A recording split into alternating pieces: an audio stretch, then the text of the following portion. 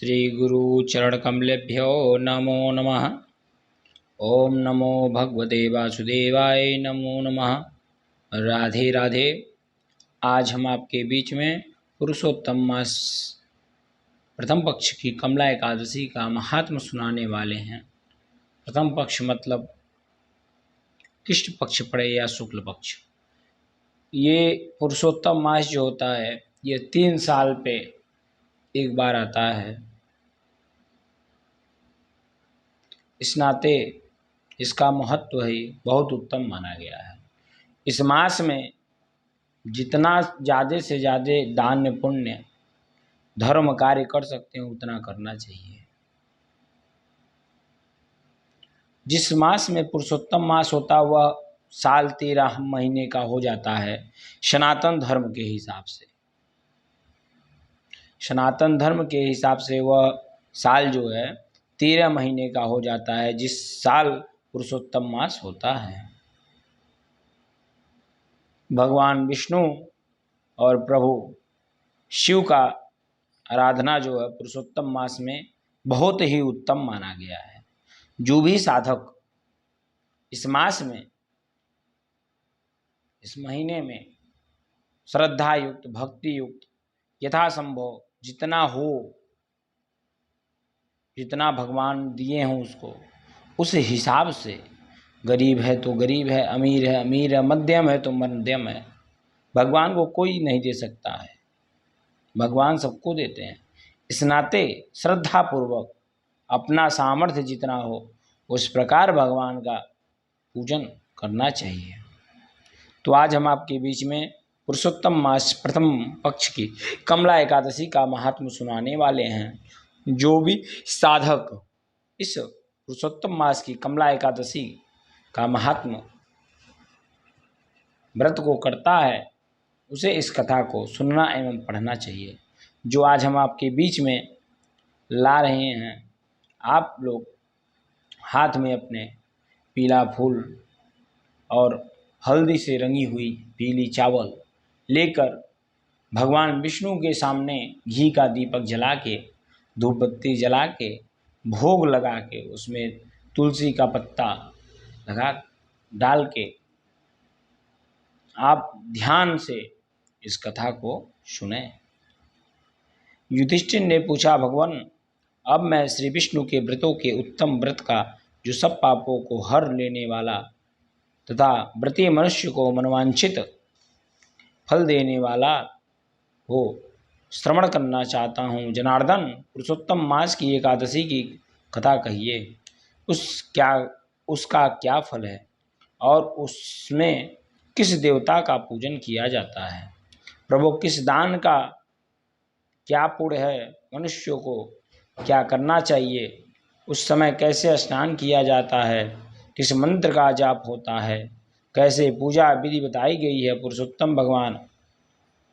पुरुषोत्तम मास में किस अन्न का भोजन करना उत्तम है।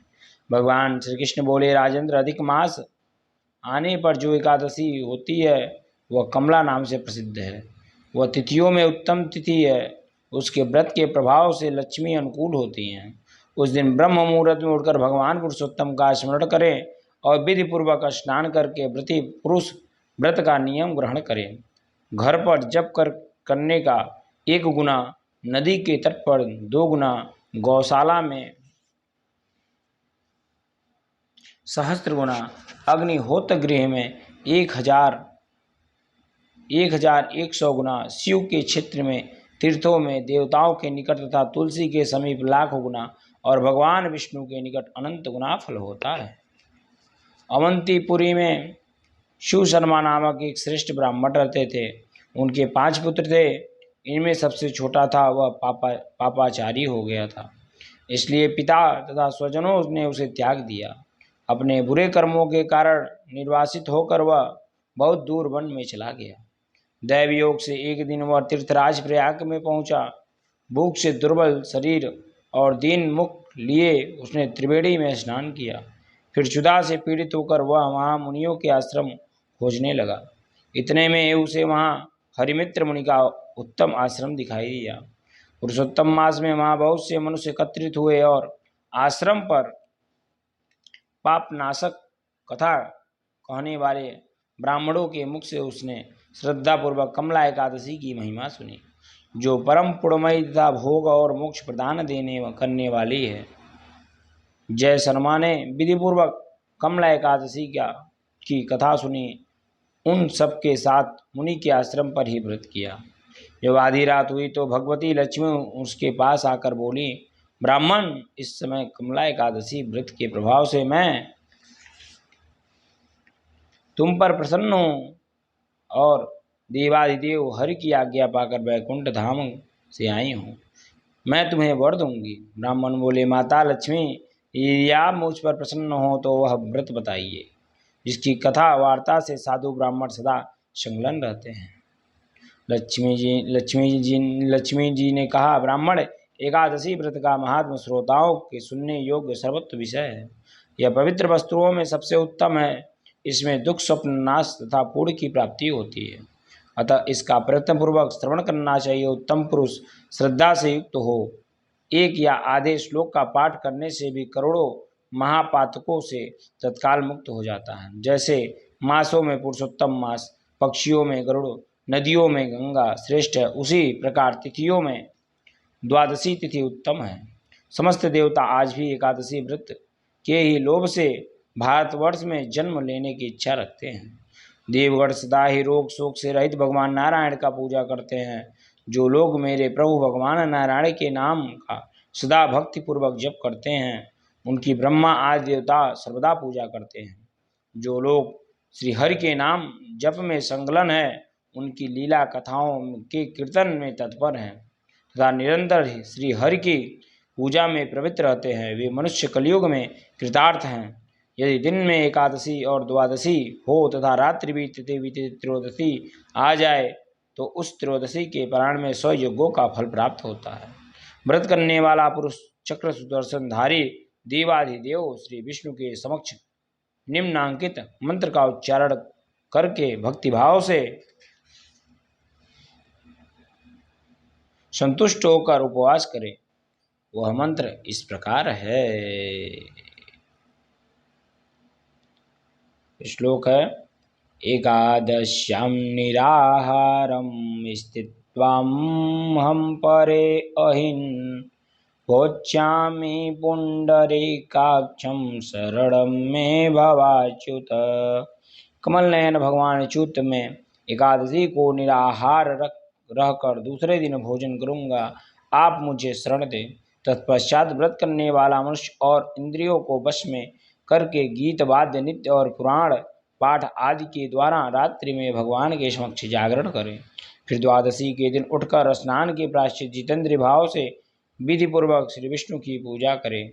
एकादशी को पंचामृत से जनार्दन को नहलाकर द्वादशी को केवल दूध में स्नान कराने से श्रीहरि का सायुज्य प्राप्त होता है। पूजा करके भगवान से इस प्रकार प्रार्थना करें, अज्ञानतिमिरान्धस्य व्रतेनाने केशव प्रसीदं सुमुखो भूत्वा ज्ञानदृष्टिप्रदो भव। केशव, मैं ज्ञानी रूप रतौधी से अंधा हो गया हूँ। आप इस व्रत से प्रसन्न हो और प्रसन्न होकर मुझ ज्ञान दृष्टि प्रदान करें। इस प्रकार देवताओं के स्वामी देवादिदेव भगवान गदाधर से निवेदन करके भक्तिपूर्वक ब्राह्मण को भोजन कराएं तथा उन्हें दक्षिणा दें। उसके बाद भगवान नारायण के शरणागत होकर बलिवैश्य देव की विधि से पंचमहायज्ञों का अनुष्ठान करके स्वयं मौन हो और अपने बंधु बांधवों के साथ भोजन करें। इस प्रकार जो शुद्ध भाव से पूर्णमय एकादशी का व्रत करता है, वह पुनरावृत्ति से सहित वैकुंठ धाम को प्राप्त होता है। भगवान श्री कृष्ण कहते हैं, राजन, ऐसा कहकर लक्ष्मी देवी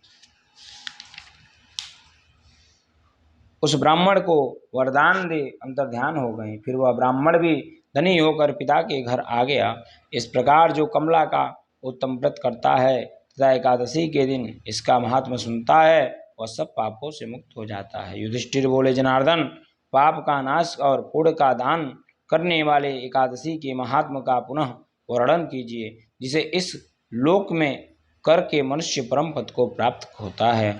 भगवान श्री कृष्ण ने कहा, राजन, शुक्ल या कृष्ण पक्ष में जब भी एकादशी प्राप्त हो उसका परित्याग न करें, क्योंकि वह मोक्ष रूप सुख को बढ़ाने वाली, कलयुग में तो एकादशी ही भवबंधन से मुक्त करने वाली, संपूर्ण मनोवांछित कामनाओं को देने वाली तथा पापों का नाश करने वाली एकादशी रविवार के किसी मंगलमय पर्वत के समय अथवा संक्रांति के ही दिन क्यों न हो, सदा ही उसका व्रत करना चाहिए।